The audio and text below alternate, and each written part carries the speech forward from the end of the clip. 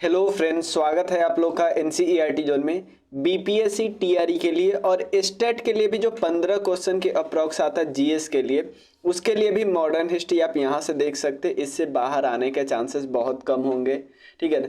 तो modern history के 2 video already आ चुके हैं, ये थर्ड वीडियो है। ये थर्ड वीडियो किससे है? एक्सट्रीमिस्ट एरा, जो गरम दल वाला एरा था, उससे रिलेटेड टॉपिक है। आज से हम सूरत स्प्लिट के बाद का जो टॉपिक है वो डिस्कस करेंगे।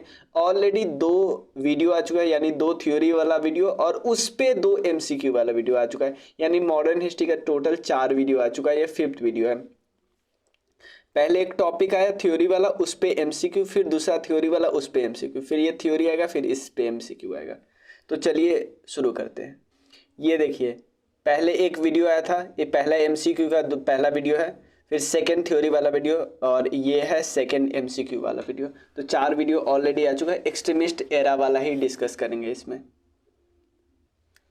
अब सूरत स्प्लिट क्या था, क्यों सूरत स्प्लिट पे हम इतना जोर देते हैं? देखो हुआ क्या था, मैं आप कहानी समझो कि अभी कांग्रेस काफ़ी अच्छा प्रोग्रेस कर रहा था। यानी बंगाल का जो विभाजन हुआ था ना, बंगाल का पार्टीशन हुआ था, उसके बाद बहुत ज़्यादा आंदोलन किए गए। लेकिन आंदोलन में ना 2 गुट में बट गया था। एक गुट बोल रहा था कि यार अंग्रेज को उतना परेशान नहीं करो, अंग्रेज से बस भीख मांगो, मतलब प्रेयर करो, पेटिशन करो। एक ग्रुप बोलता था कि अगर आप मांगना भी चाहते थे ना, अगर स्वदेशी मूवमेंट यानी अपने देश का यूज करो, विदेशों का बहिष्कार करो, ऐसा करना भी चाहते हो ना, तो सिर्फ बंगाल वाले एरिया में करो ना।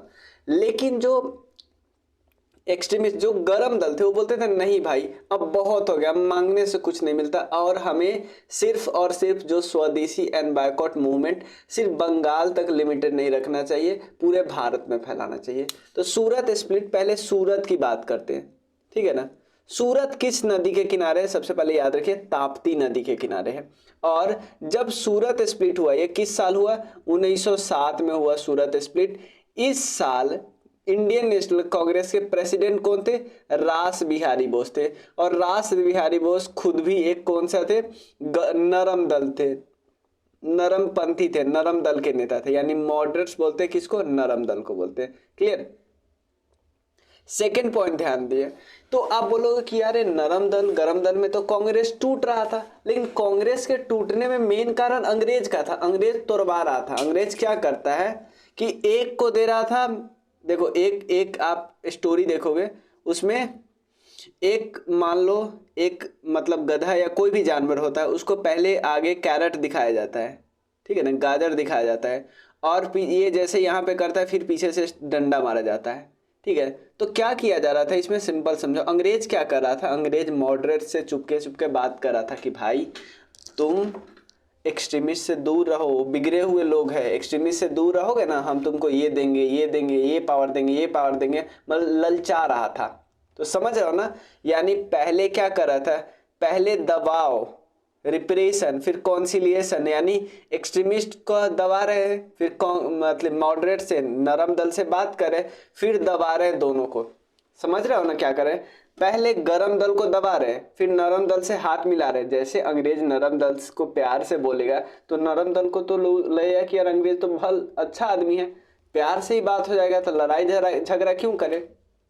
लेकिन नरम दल को ये पता नहीं था कि जैसे ही गरम दल थोड़ा कमजोर पड़ गया, अब नरम दल की बात ही मानना छोड़ देंगे अंग्रेज, ठीक है। तो यही हो रहा था। अब इसमें क्या था? जो गरम दल थे यानी एक्सट्रीमिस्ट लोग चाहते थे कि स्वदेशी और बायकॉट मूवमेंट पूरे इंडिया में चले, बट जो नरम दल थे, नरम पंथी थे, वो बोलते थे कि आप बंगाल तक ही रहने देते, काहे इधर उधर ले जाएंगे, ठीक है। तो अब समझो 1905 में बहुत स्वदेशी मूवमेंट या बायकॉट मूवमेंट स्टार्ट हो गया। समझो ना कि कांग्रेस तो टूट जाता 1906 में, 1906 में ही कांग्रेस, यहाँ पे 1907 दिखा रहा है ना, 1907, तो 1907 1907, कांग्रेस तो 1906 में ही टूट गया। कांग्रेस को बचाने वाले कौन थे? दादा भाई नौरोजी, ठीक है ना। दादा भाई नौरोजी उनको बचा लिए कब? 1906 में। तो दादा भाई नौरोजी 1906 में शांत नहीं थे, उन्होंने 4 रिजोल्यूशन दिया। एक स्वदेशी, दूसरा बायकॉट यानी बहिष्कार करो, अपने देश का यूज करो, नेशनल एजुकेशन कि क्यों हम ब्रिटिश ब्रिटेन का एजुकेशन पढ़े, क्यों ब्रिटेन पे फोकस करें, हमें अपने एजुकेशन पे फोकस करें, नेशनल एजुकेशन पे फोकस करना चाहिए और सेल्फ गवर्नमेंट यानी स्वशासन होना चाहिए, दूसरे के शासन के अंदर नहीं रहना चाहते, यानी ये डिमांड किया।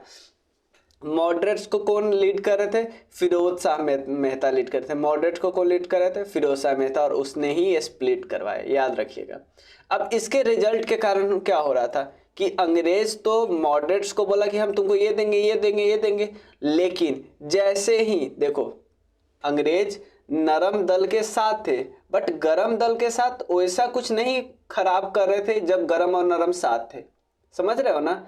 लेकिन जैसे ही गरम दल के अलग हो गया, अब नरम दल गरम दल अलग हो गया, तो नरम दल जो था वो अंग्रेज के साथ था, अंग्रेज से थोड़ा थोड़ा मांग कर रहा था। लेकिन अब गरम दल अलग हो गया ना, तो गरम दल को खूब जोर से दबाया ब्रिटिशर्स ने। कैसे क्या किया आप देखो। तिलक को 6 साल का जेल कर दिया गया, मैंडले चले गए जेल में।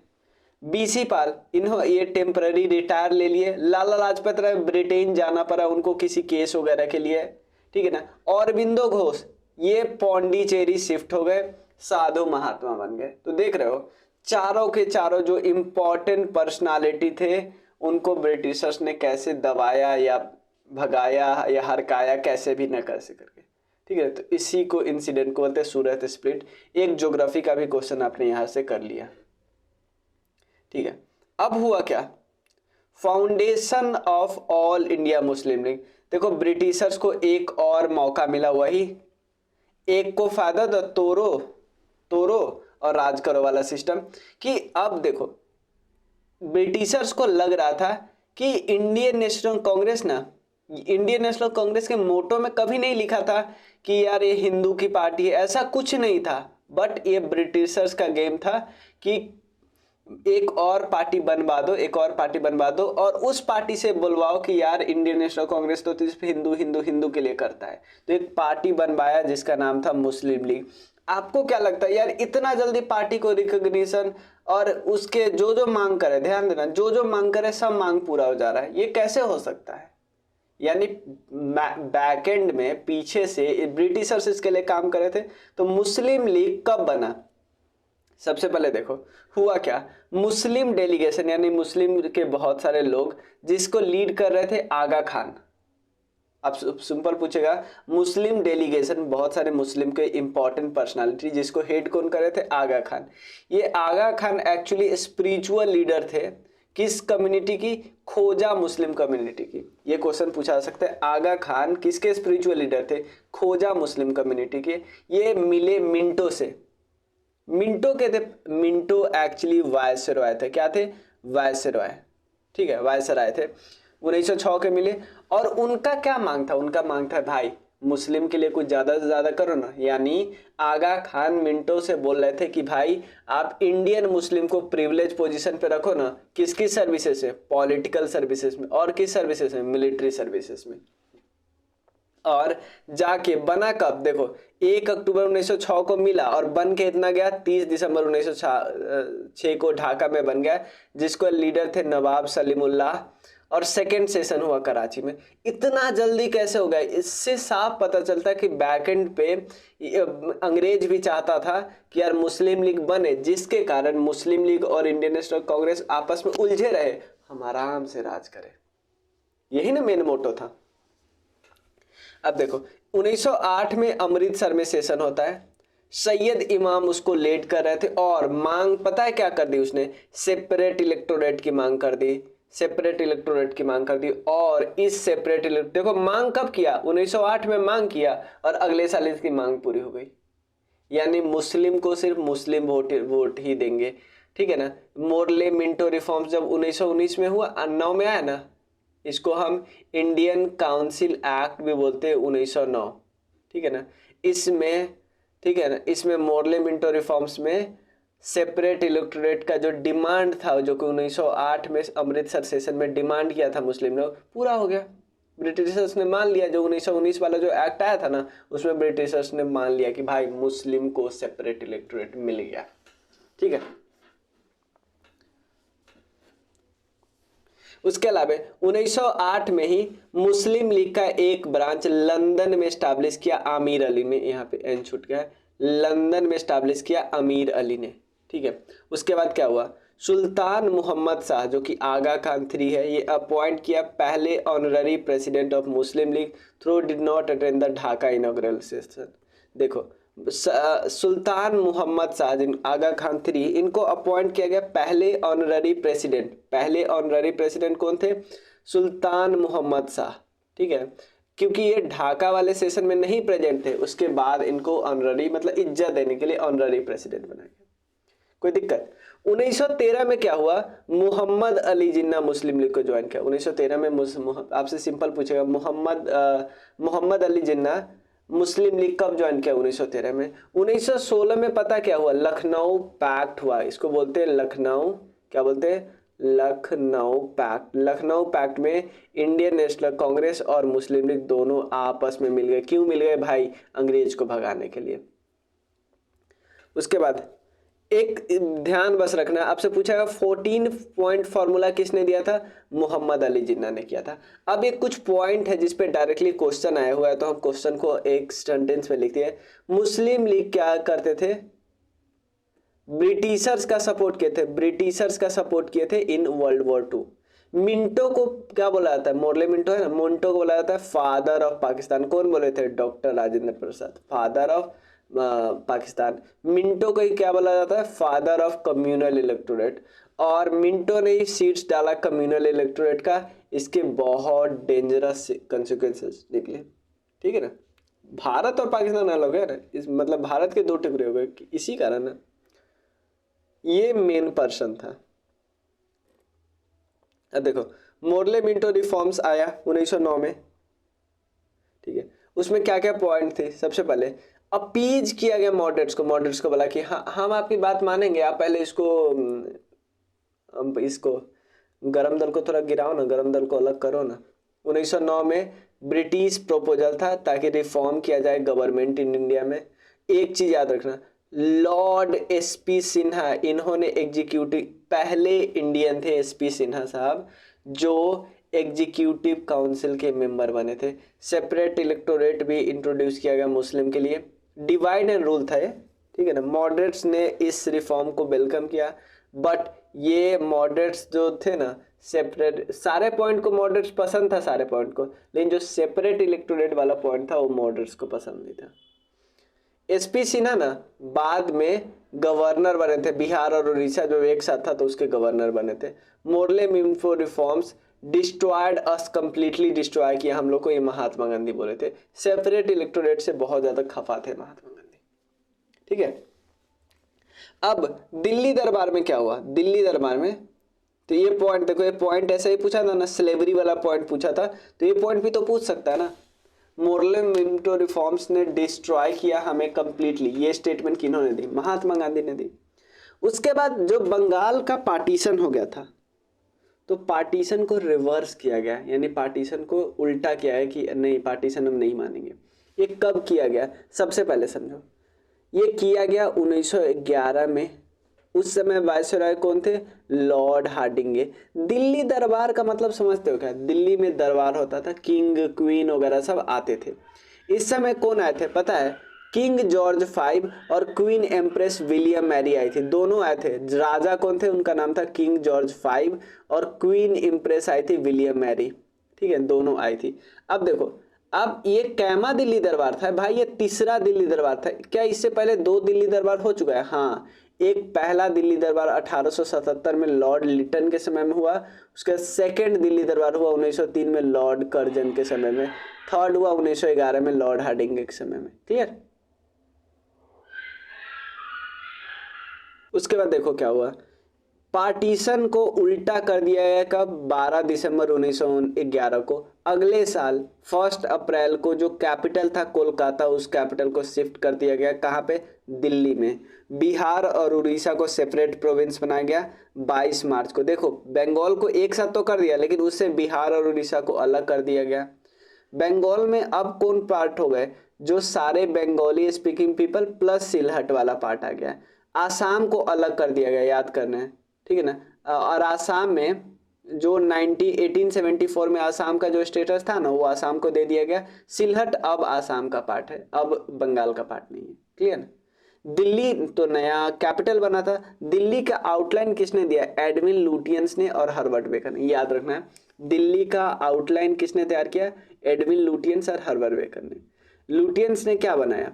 लुटियंस ने वायसरॉय भवन बनाया या Rashtrapati Bhavan, parliament, India gate, ठीक है। और इरविन वो पहला गवर्नर जनरल था जो वायसरॉय भवन में रहा। इरविन वो पहला गवर्नर जनरल था जो वायसरॉय भवन में रिसाइड किया, ठीक है। बनने के बाद वायसरॉय भवन में पहली बार रिसाइड करने वाला इरविन। ये भी क्वेश्चन है, सब क्वेश्चन, ठीक है। अब पहला वर्ल्ड वॉर होता है, आ गया 1914 वाला के समय आ गया। तो दो पार्ट में टूटा था दुनिया। एक तो ट्रिपल अलायंस इसको बोलते थे, एक ट्रिपल इंटेट बोलते थे। ट्रिपल अलायंस में जर्मनी, ऑस्ट्रिया और इटली, और दूसरे फ्रांस, रसिया और इंग्लैंड था, ठीक है। ये ज़्यादा डिटेल में नहीं है हमें करना। अब देखो लखनऊ पैक्ट क्या होता है 1916 में। देखो कांग्रेस बिल्कुल अलग था, मॉडरेट्स और एक्सट्रीमिस्ट अलग हो गए थे। अब दोनों जुड़ जाते हैं। कैसे जुड़ते? जबरदस्ती जोड़ा जाता है। बहुत ज़्यादा अहम रोल होता है उसको में जोड़ने का, तिलक और एनी बेसेंट का। हमें पहले ये टॉपिक कर लेना चाहिए, लेकिन कोई बात नहीं, समझ लो। देखो लखनऊ पैक्ट में एक तो इंडियन नेशनल कांग्रेस और मुस्लिम लीग मिलते हैं। लखनऊ मर्जर जब बोलते हैं ना, तो उसमें मॉडरेट्स मिल गए यानी नरम दल, गरम दल, और दो होम रूल लीग मिलते हैं। ये होम रूल लीग दो किसके द्वारा बनाया गया था? एक बनाया था तिलक साहब के द्वारा, दूसरा एनी बेसेंट के द्वारा, ठीक है। बाल गंगाधर तिलक और एनी बेसेंट ने बहुत ज्यादा हेल्प किया किसमें? लखनऊ पैक्ट में।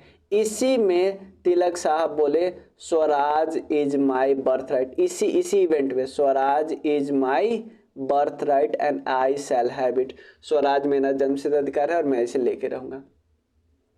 देखो मुस्लिम लीग का एनुअल सेशन ये भी लखनऊ में हुआ उसी साल। मोहम्मद अली जिन्ना ने हेड किया, ठीक है ना। और लखनऊ पैक्ट के प्रेसिडेंट कौन थे? AC मजुमदार यानी अंबिका चंद मजुमदार। डिमांड क्या थी भारत की, यानी कांग्रेस की, मुस्लिम लीग, सबकी डिमांड थी कि भाई सेल्फ गवर्नमेंट करने दिया जाए। लड़ाई जैसे ही खत्म होने दिया हो जाए ना, उसके बाद सेल्फ गवर्नमेंट करने दिया जाए।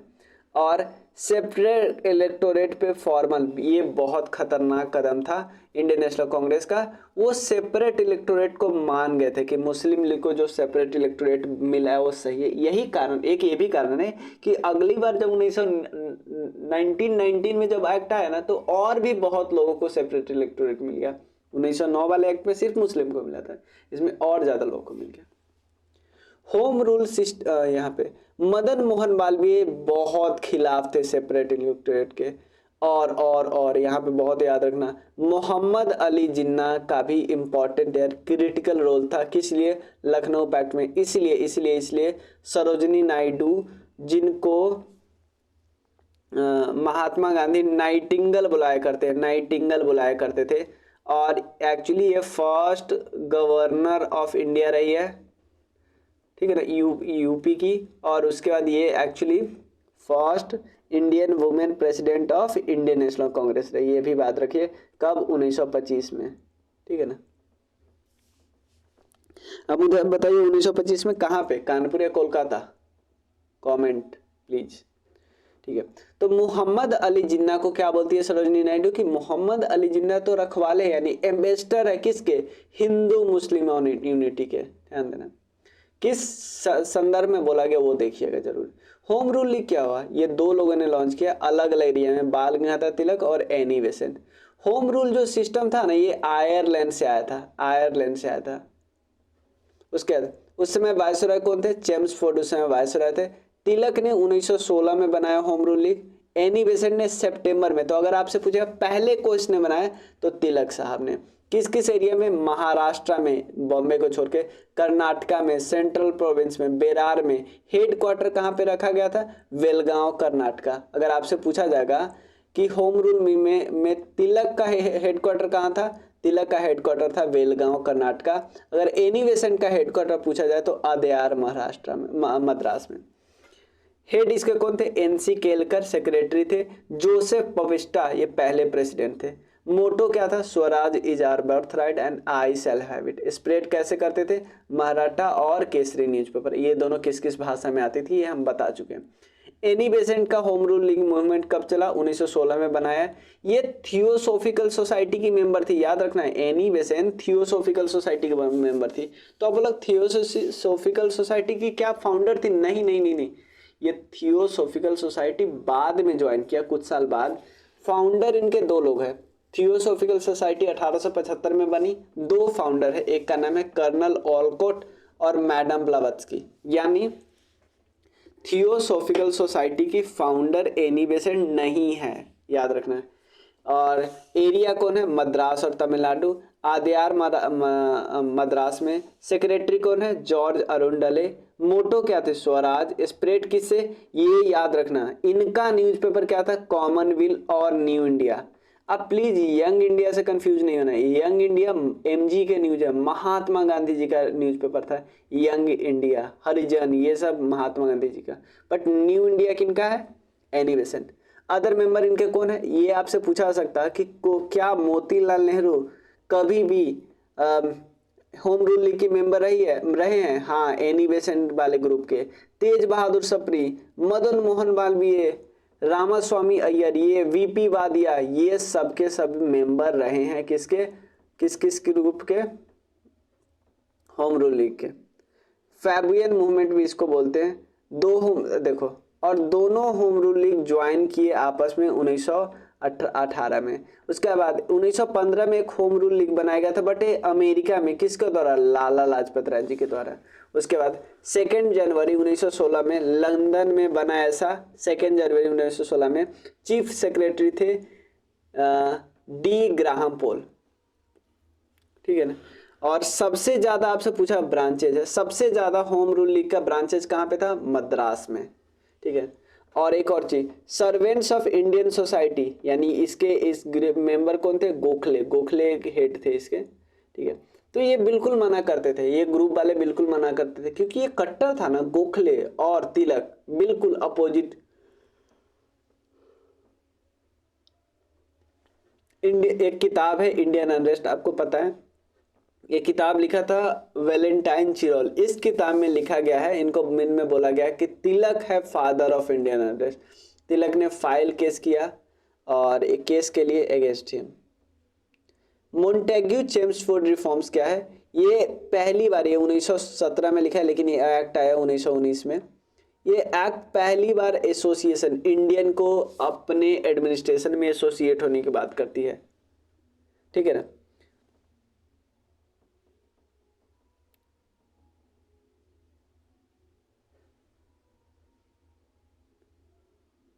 ठीक है, देखो मॉडरेट्स बहुत खुश थे इस एक्ट को लेकर, वो हैप्पी थे, वो बोलते थे मैग्ना कार्टा ऑफ इंडियन है। नेशनलिस्ट पता है क्या बोलते थे, नेशनलिस्ट बोलते थे ये सॉर्ट ऑफ लेजिटिमेट एक्सपेक्टेशन है, कि हम जो सोच रहे थे वो तो नहीं हुआ। सुरेंद्रनाथ बनर्जी भी हैप्पी थे। तिलक ने क्या बोले, बहुत इंपॉर्टेंट स्टेटमेंट है, तिलक ने बोला था कि ऐसा भोर जिसमें मतलब ऐसा सूर्योदय जिसमें सन ही नहीं है। डायरकी, ये बहुत इंपॉर्टेंट है, प्रोविंस में डायरकी किस सिस्टम के अंदर आया है, 1919 एक्ट के तहत आया, ठीक है। इसमें दो सिस्टम क्या था, एक था रिजर्व वाला सब्जेक्ट, एक था ट्रांसफर्ड वाला सब्जेक्ट। रिजर्व वाला सब्जेक्ट कौन, जो एग्जीक्यूटिव काउंसिल होती थी ना, वो बनाती थी कानून। ये प्रोविंस में था, देखो हर देश के अंदर बहुत सारे राज्य होते थे ना, तो ब्रिटेन भी तो इंडिया को कब्जा किया था, इंडिया के अंदर बहुत सारे राज्य को क्या बुलाते थे, प्रोविंस, क्या बोलते हैं, प्रोविंस यानी प्रांत। प्रांत में डायरकी वाला सिस्टम है। डायरकी सिस्टम का मतलब काम को दो भागों में बांटो, एक जो इंपॉर्टेंट काम है उसको करेगा एग्जीक्यूटिव काउंसिल, हेड होंगे गवर्नर, अधिकतर ब्रिटिशर्स होंगे या इंडियन होंगे भी तो ब्रिटिशर्स के द्वारा चुने गए, बहुत ब्रिटिशर्स के लॉयल। अब सेकेंड ग्रुप होगा जो लेजिटिमेट, जो इलेक्शन में चुना के जा रहे हैं, तो वो तो थोड़ा बहुत, वो तो अंग्रेज के खिलाफ भी जा सकता है, तो उसको कानून बनाने का हक खराब सब्जेक्ट में देते हैं ना, जो बहुत इजी है, आराम से, वो लैंड रेवेन्यू वगैरह नहीं, लोकल सेल्फ गवर्नमेंट, ये सब थोड़ा बहुत। तो दो सब्जेक्ट था, लेकिन ये सिस्टम हटा दिया गया। भाई क्यों हटाया, किसके बोलने पे हटाया? साइमन कमीशन के बोलने पे। साइमन कमीशन को क्यों लाया गया था? देखो इसी एक्ट में एक प्रोविजन था, ये एक्ट 1919 में आया ना, इसी एक्ट में प्रोविजन था कि ठीक 10 साल बाद एक स्टैचूटरी कमीशन आएगी और वो जांचेगी क्या 1919 का एक्ट ठीक है या गलत है। तो ये कमीशन 1928 में ही आ गई थी और इसने 4 पॉइंट बताए थे।